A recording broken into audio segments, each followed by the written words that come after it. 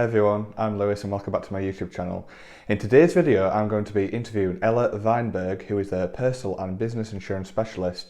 We're going to be talking through life insurance, private health insurance, income protection insurance, and why you need to be considering these for your family and yourself in your business.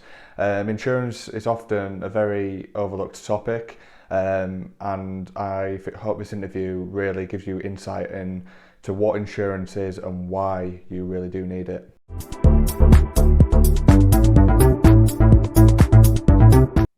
Right, so here we are, and today I'm interviewing Ella Weinberg. Thank you very much for coming on to the YouTube channel to be interviewed, Ella. Thank you very much for coming. No problem. I'm happy to be here. Yeah, I mean, I've been looking at what you've been posting for the past month or so, and I'm really liking what you've been posting. So I thought it'd be quite a nice chance just to have a good chat and, chat through what it is you actually do, which is insurance, isn't it? That's right. So I'm basically, in a nutshell, an insurance specialist. So I'm an FCA regulated insurance specialist. So I work with literally all of the providers on the panel, and then sort of unlike the traditional insurance companies where, if you give them a ring, they kind of provide cover on the basis of what you want. I go through a client's needs and circumstances and put in place cover that they actually require, but that also matches their budget. So it's a lot more tailored, it's a lot more sort of sophisticated and unique to the client, but also matches their affordability. Yeah, so would it be a bit like, say, someone's going to go get a mortgage from a mortgage advisor, someone's got a certain budget for a house, exactly. Whatever that budget is, someone would come to you with in a similar sort of way? Is that right?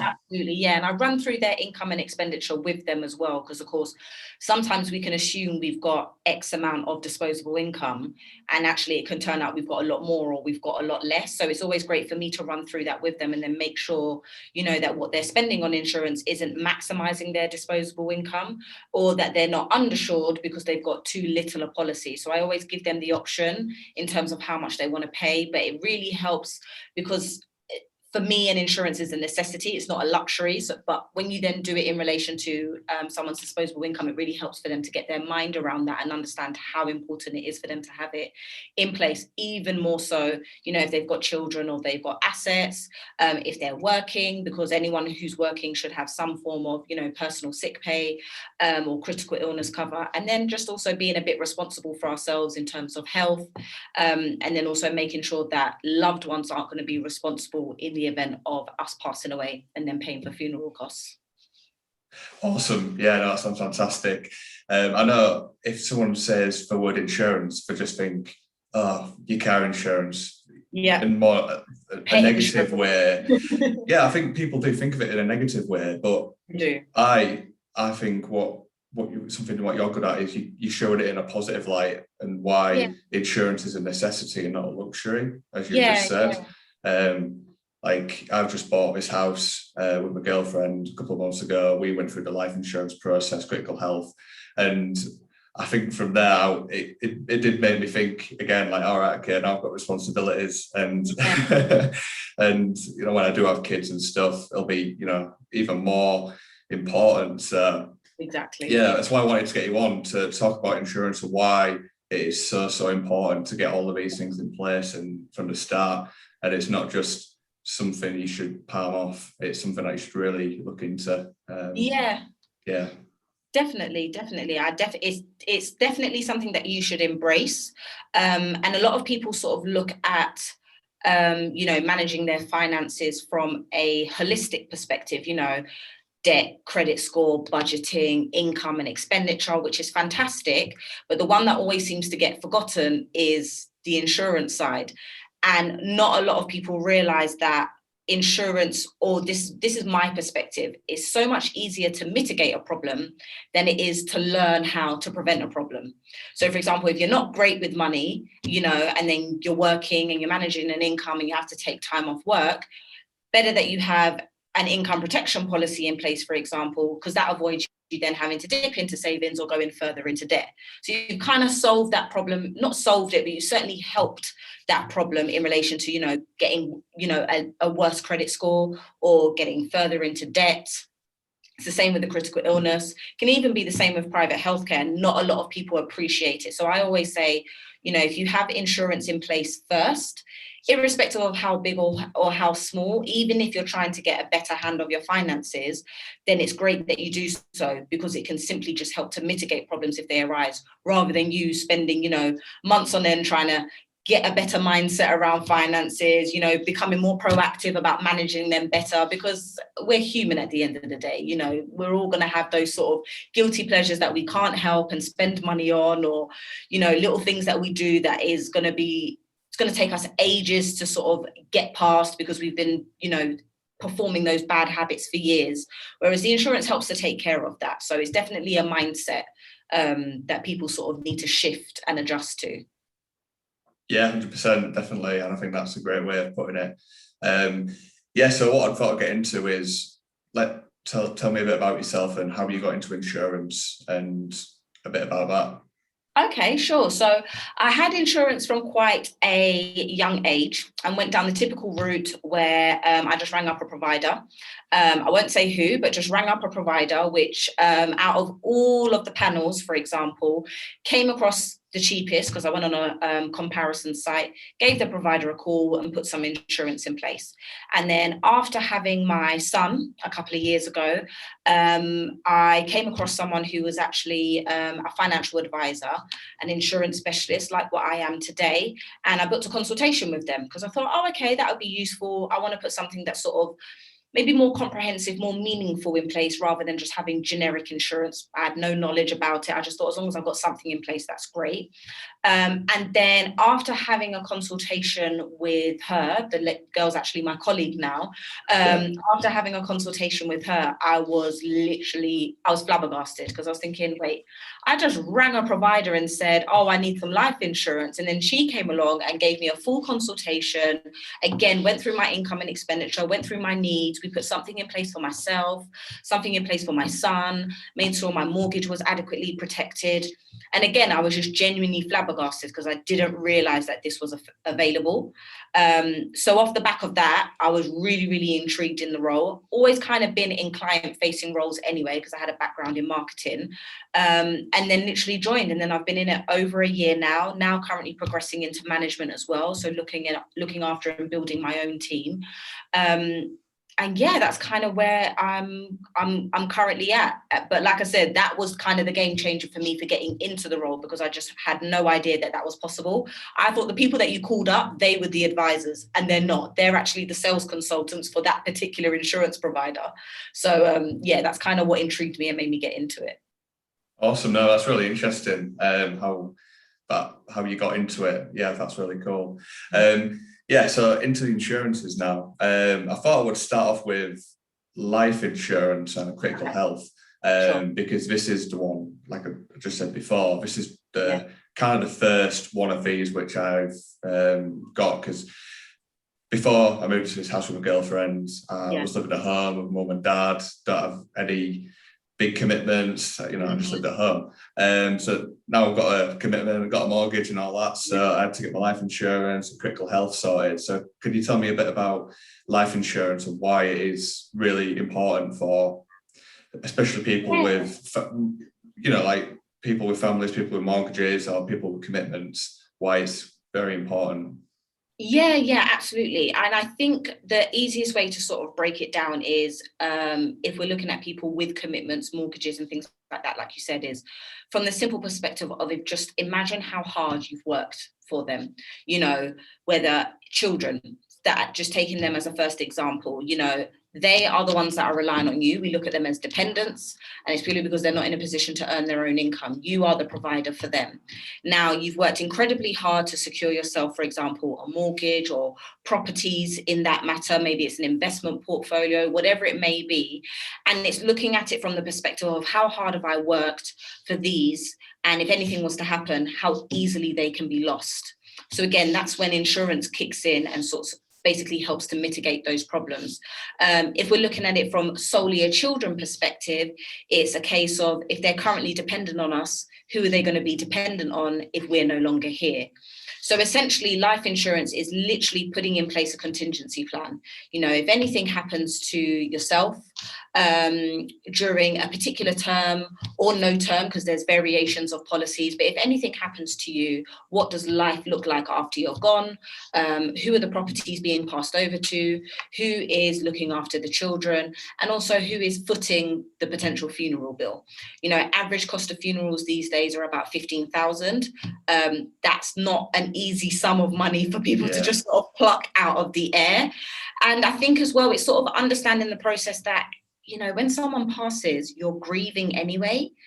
And we know that, mental health and finances go hand in hand. So imagine going through the process of grieving the loss of someone and then having to manage, probate, transfer of assets, who's going to look after children. So it really helps to ease the process, insurance does, because it's just immediate funds that are available for whatever you may need it for. So again, with children, it's an income, if you like, or a large lump sum that can be passed over to children. So then that way life remains the same for them. If it's mortgages, it's making sure that the debt is paid off. And if it's funeral cover, it's just making sure that no one has to put their hand in their pocket to cover that cost. Awesome. Yeah. So like, if you're watching this and you're a business owner, property owner, you have assets, children, dependents, you should definitely be reviewing your life insurance, what's in place, because if the worst is to happen, you need everything to be sorted and you can't be taking any chances. So yeah, I think you summed it up perfectly there.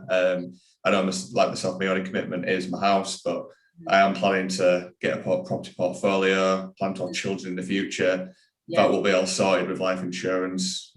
All the debt will be paid off if the worst was to happen. So it's something I'll be taking very seriously going forward after researching a bit more, for sure. So that is a would you say that's one of the most important ones? I would, because a lot of people assume that you have to either have children or have property in order to have life cover. And that's why I used the funeral as an example. Literally, even if you've got savings in the bank, like I said, the hardest thing is grieving someone who's passed.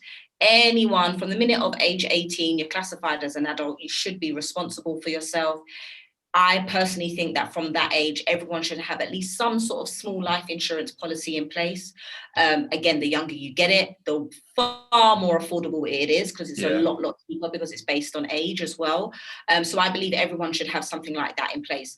Another really, really sort of key one is obviously, like you mentioned, critical illness cover. And that's purely from this perspective of our greatest asset in life is our health. That's what keeps us living every day. And, if the worst was to happen and we were to get critically ill, again, what does life look like? And where is the money coming from to maintain a certain lifestyle? And that's where critical illness cover comes in. It pays out a lump sum. Obviously, the sum assured is based on your needs, your circumstances, and what's affordable.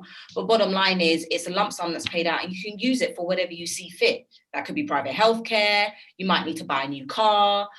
You might need to take time off work, and it may be significant time, say a couple of years, home improvements. You might need assistance, and therefore you have to pay someone for that assistance. And again, where are you finding that money from? So the critical illness cover that's paid out can help to fund all of those things, just so you can maintain still a comfortable lifestyle. Yeah, awesome. Yeah, so critical health is often bolted on alongside life insurance, isn't it?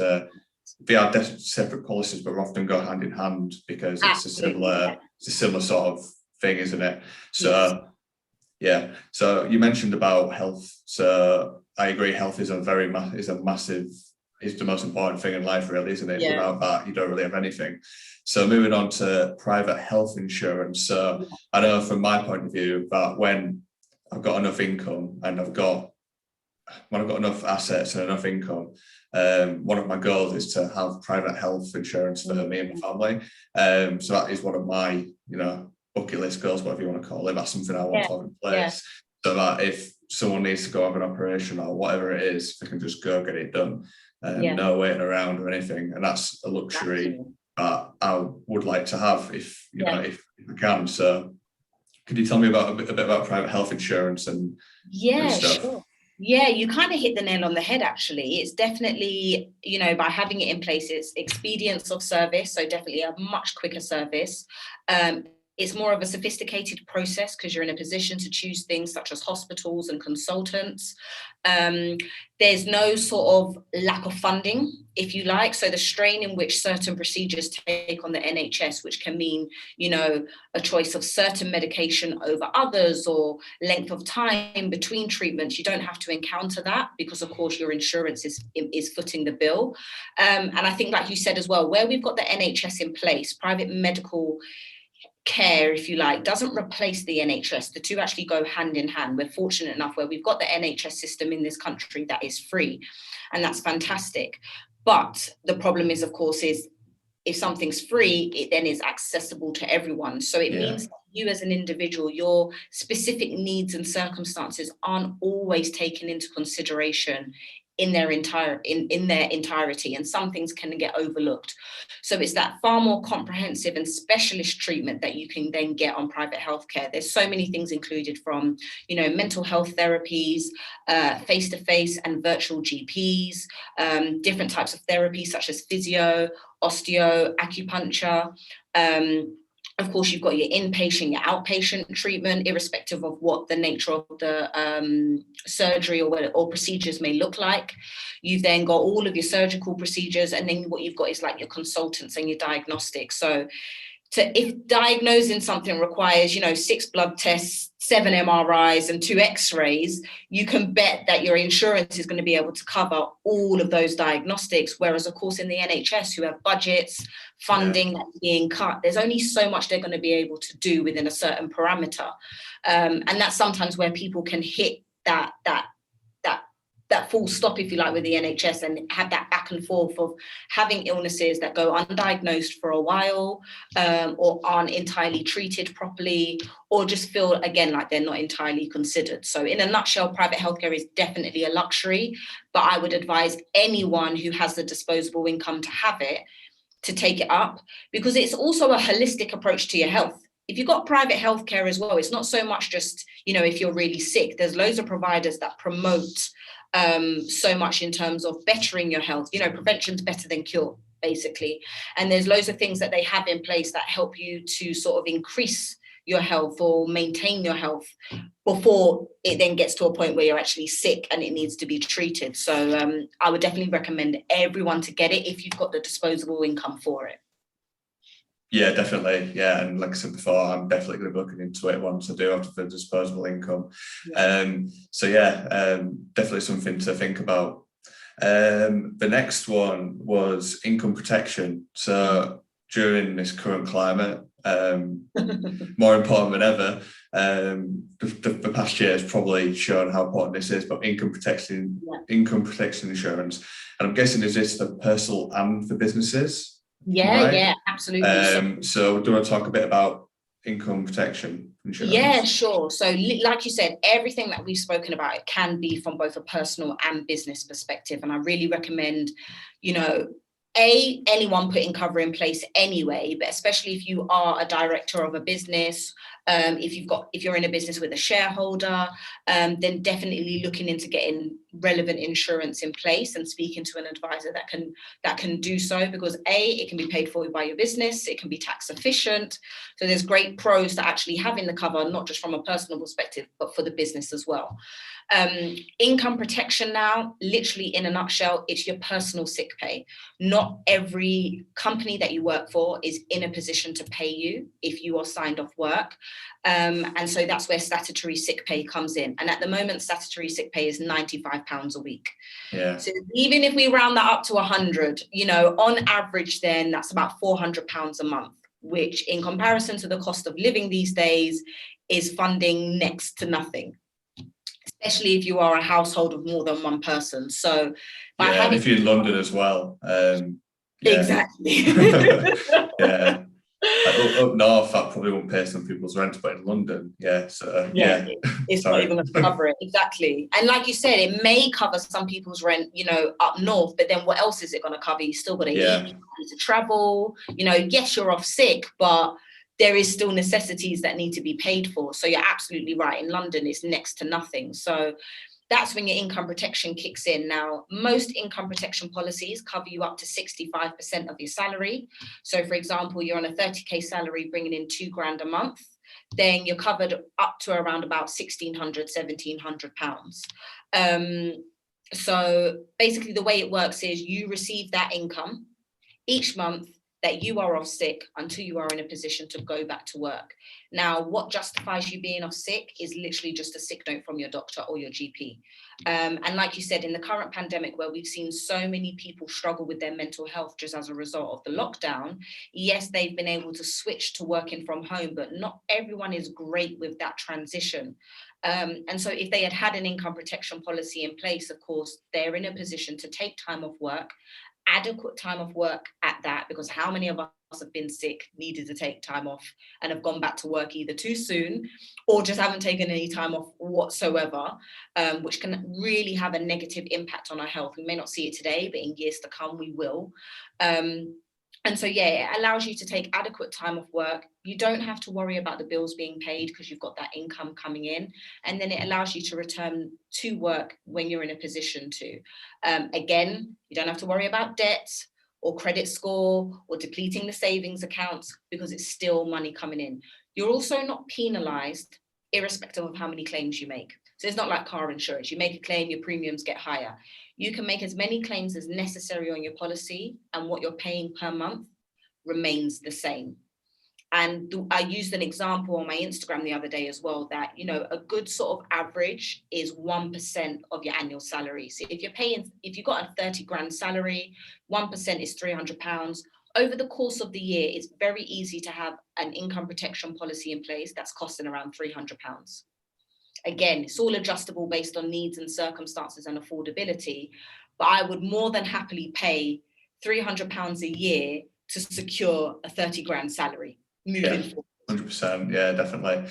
Yeah, it's something I'm going to look into as well after seeing you post about it, because it's something I honestly thought it was just for businesses, say restaurants or something, or whatever business, if they're forced to close for whatever reason, they could give insurance to claim income losses, but I did not even know that individuals could do that. So yeah, it's something I'm going to look into. So yeah, no, awesome insights. So what would you say if you would say what insurances, or if someone came to you, what I'm trying to say is what would you say to someone who, what should they do to get their insurances in order, to get their house in order? Get their house in order. I would say definitely find an advisor. And the reason that is because they work with all of the providers. You know, choose an advisor that's good for you. Sometimes people have people that they prefer. So if you have found one on Instagram, fantastic. You know, for example, like myself, book a consultation, have that chat, get that understanding. The great thing with cover, whatever is advised and recommended to you, you know, you have the time to review it. I always give my clients that time to read through, review it before any direct debit is taken. So I would definitely say book a consultation with an advisor. They're FCA regulated for a reason, and they have been trained to understand your needs and circumstances. So even if, I'm going to be cheeky here, even if you got your cover with your mortgage broker, they are specialized in putting in place mortgages. Yes, they can do insurance, but it's not specialized. Yeah. That's what an insurance specialist does. You know, they're trained to literally go through your needs and circumstances. There is cover available to them as an advisor that they can provide you that isn't available to other individuals that can put in place cover, or even available by the providers themselves. So definitely have a chat with an advisor, let them ascertain your needs and circumstances. Even if you have no children, no assets, you're even working part-time, have that chat, because again, getting cover the sooner is always the better, because it's going to be far cheaper in the long run. And then also just to understand what is available to you. And again, they're always going to be able to give you that information and show you the difference between different providers. Sometimes it can be great to have cover all with one. Sometimes it can actually be great to split it across a few, because different providers do different things. But again, an advisor is going to have that insight and that expertise to really help you. Consultations are always free. So just book one and just have that chat really and find out. Yeah, I think that's the best message, isn't it? Just book a chat. And I will have your contact details down below, and I'll have your Instagram handle below your video right now. So if anyone wants to get in contact with Ella, you can do, because it's a serious topic, and I think everyone needs to be on it with it. There's no reason why you can't be. So exactly. Yeah, check out Ella's Instagram, because she has some fantastic posts about all things insurance, and I've really enjoyed reading them all. So going through them. So yeah, I think I'll finish off on what are your goals for the next 5 years? Could be personally, could be professionally. What are your goals for the next few years? That's a combination. So professionally is definitely to progress into further management. I'm currently recruiting at the moment and building a team. So again, if anyone wants to join me, drop me a DM and get in touch. But I'm definitely trying to progress into management in my career. So that's definitely a professional one. Personal one, I would say I'm definitely looking to increase my property portfolio as well. I think that would be great. And then also, I think maybe just sort of, I want to say a holiday, because I haven't had one in a while. Never thought a holiday would be a goal for me, because they seemed like things that were easily achievable beforehand. But yeah, a holiday would be really nice. Definitely. Some sunshine. Just some sun, some sun. Definitely. Even for just a couple of days, just some sun. And then, I'm so lucky that, of course, I can take my work anywhere with me, and I genuinely love it. I can't imagine ever doing anything else. But just be able to take my laptop with me and have, a little pina colada next to me, that would be definitely nice. Yeah, that sounds fantastic. Yeah, I'm just sitting boat there. I can't wait to get away somewhere once this is all sorted. Whatever that is, for something to look forward to for sure. Exactly. So no, that sounds awesome. Nice one. So yeah, thank you very much, Ella, for coming on today. I really appreciate your time. And I think it's given a good insight into insurance and what it is and how important it is. So thank you very much for coming on today. No problem. Thanks, Lewis. Thank you for having me.